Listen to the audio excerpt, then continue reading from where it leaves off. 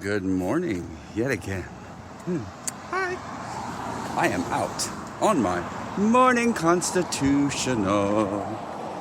And it's time for another prison story. Right? I know. So, I imagine most of you have not been in prison, right? Never been strip searched. Never had them rake your nuts. Never had them pull them up, bend over, cough. Well, so I know you've seen it on TV. I know you've seen it in the movies. And I know you can picture what it's like. It's humiliating as fuck. You know, you walk into pretty much every place that detains people, you know, the friendly term they call it. And they're going to want to take your clothes. They're going to take your jewelry. They're going to take your phone. They're going to take every fucking thing you have. And they're going to give you some old ratty clothes. A jumpsuit. Some used underwear, maybe, if you're lucky. But before they do that, they're going to make you show them yourself naked. They're going to make you spread your cheeks. They're going to make you bend over. They're going to make you cough. If you're a woman, they might even make you show them up your vagina. I don't know. But even though it's awful, and even though roughly half the time in my experience they get off on it, not in a sexual way, but in the same way that a rapist gets off in raping you. You know, they're not paid very well. They're definitely not respected. I mean, corrections officers are like the lowest of law enforcement, and law enforcement, let's face it, it's pretty fucking low already. So, you know, it's full of bullies. It's full of people who they get off. Their entire life's mission is that power trip that they get at that job, wearing that tacky uniform that's just ill-fitting and gross. That awful, like, nylon fabric. It's just tragic.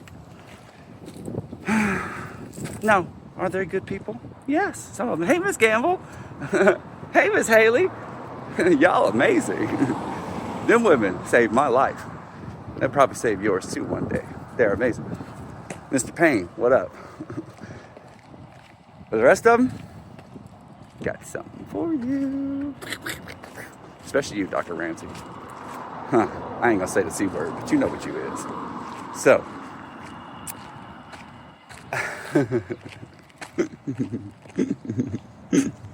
I know, it's just not nice. It's just not nice, Frank. Don't do it.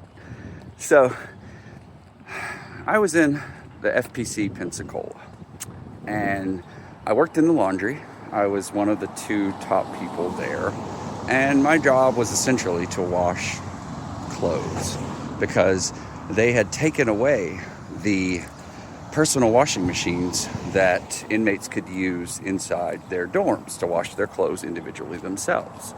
And they had instead, because of water restrictions on Navy bases, forced everyone to have to wash their clothes in a central prison laundry.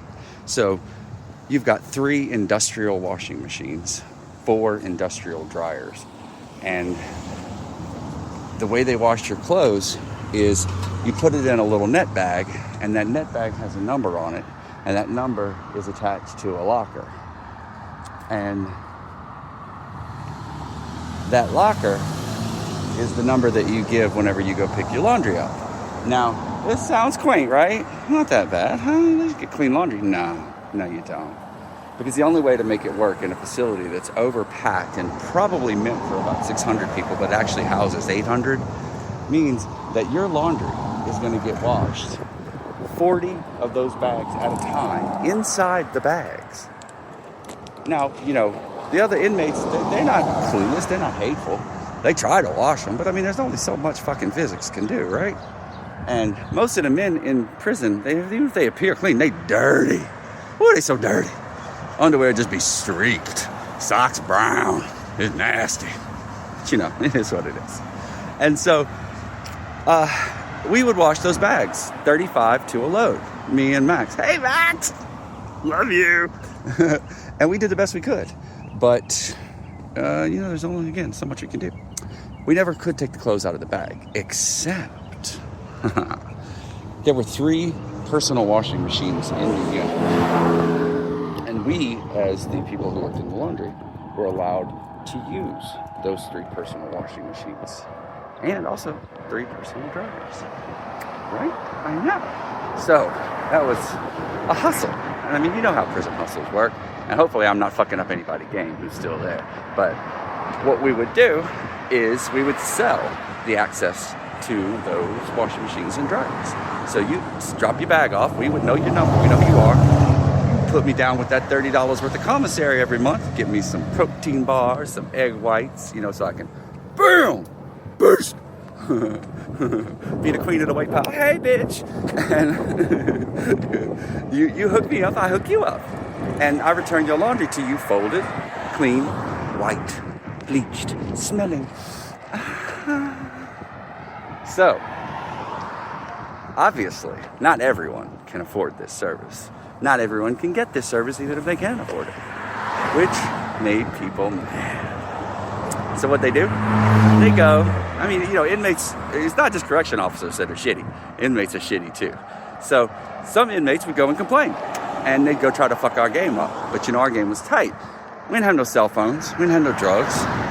I did have 9 manuscripts, typewritten, copied in a filing cabinet in that laundry that got taken on this exact day that I am just about to describe to you. But the Goon Squad, which is the SIS lieutenant and all of their minions. Now, the SIS lieutenant at Pensacola, those were my girls. Them women were on point. They were amazing. They listened. They didn't judge. They didn't hurt. And you know what else they did? They protected people. There wasn't no fucking raping going on. There wasn't no bullshit. When you wanted to give up the butt, you gave up the butt. But didn't nobody take it from you. Didn't nobody beat you up for being gay. Mad props to those lieutenants for that. One day I'll tell you about the lesbian lieutenant network through the FPCs. It's funny! So, the SS lieutenant comes down and she's got a goon squad with her. And they just ransack the laundry looking for cell phones that aren't there because an inmate went and janked on us and said there was a cell phone there. Now, when they don't find a cell phone and they're looking for a cell phone, what you think they do? Huh? Where do you think they go? What you think they look inside? Bam! They'd be looking in that booty hole. That's where they look. They want to see you naked. They strip search you in front of all your friends, in front of all your fellow inmates. Officers you see 3, 4, 5 times a day. People that fist bump you. People that talk to you about their lives, tell you about their children.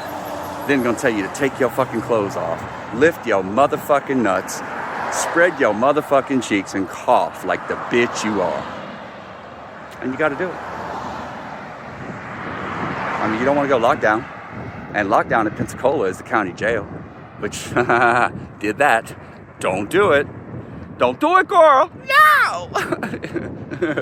It's not fun. Although the Friday night dinner wasn't that bad. But you got to pay for it, you know. Your mama better love you. Hey, mama. Mine loves me. So, oh, also Jane. Thank you, Jane. Love you too. So, they strip searched us. And I'm standing there holding my nutsack, just humiliated, feeling like, what the fuck, man? I'm never gonna catch a break. I'm gonna be in prison for fucking ever, and I don't do anything wrong. I just try to make my little bit of money, try to build my body up. I'm not stealing from nobody. I'm not hurting nobody. You know, and here they're gonna come. They're gonna take everything. They took all my fucking novels and threw them in the trash. I had to rewrite them all. Yeah. So, but that's a different story. In this story, an officer, and I am not going to name that officer, even though I really fucking want to, because he really wasn't that bad of a guy. You know, circumstance, I think he was doing what he had to do. So, he makes me lift my nuts up and turn around. And it's as I'm turning around that it's like, oh, sunlight, fucking revelation, bitch. I suddenly realized something that I had not, in all the 6 years I'd been down, I had not fucking realized this beautiful truth. And it's not a beautiful truth for everybody. It was a beautiful truth for me. Since when have I ever had a problem being fucking naked in front of men Bitch, what? Never. Never. She's a straight slut. She just would fuck anything she found attractive. She would just take the clothes off and be like, hey, come get this. Orgies, sex parties, sex clubs. New York City in the 80s? No. New York City in the 2000s? Fuck yes. I was that bitch. I had sex a lot. The body count was so fucking high. I mean, look, I know the bitch slave now, but it wasn't always like that. At least I never felt that way. You know, I'm not even sure. I mean, I feel that way now, but I don't think it's okay to say it. So, let's just pretend I didn't. And I'm in that moment where this man is looking at my exposed asshole, and I suddenly realize there's no power dynamic here. There's no you're in control and I'm humiliated and this is the worst fucking day of my life. There's no, you're naked and you're an inmate and I've got this awful suit costume on and I'm a big corrections officer tough guy. No, I'm a naked man and you have to fucking look at me. That's my asshole and you have to fucking stare at it. Look, bitch. Look, let it wink at you. Wink. Let that motherfucking thing just go blink, blink, blink, blink. Hey, brown eye, what you doing? And in that moment, realizing that I'm not the one that's unhappy. I'm not the one who doesn't like to be naked in front of other people. I'm not the one who has an issue being seen in that light. They are. Took my power back. Turned back around, had my hand around my nuts, and let my dick get hard. Ha! Just straight up, just would bang! What could they do about it? What could they do about it? What did they do about it? Not a fucking thing. And you know what else never fucking happened to me again? I never got fucking strip searched again. Not once. Not fucking once. Thank you. And that's been my prison story for today. Bye.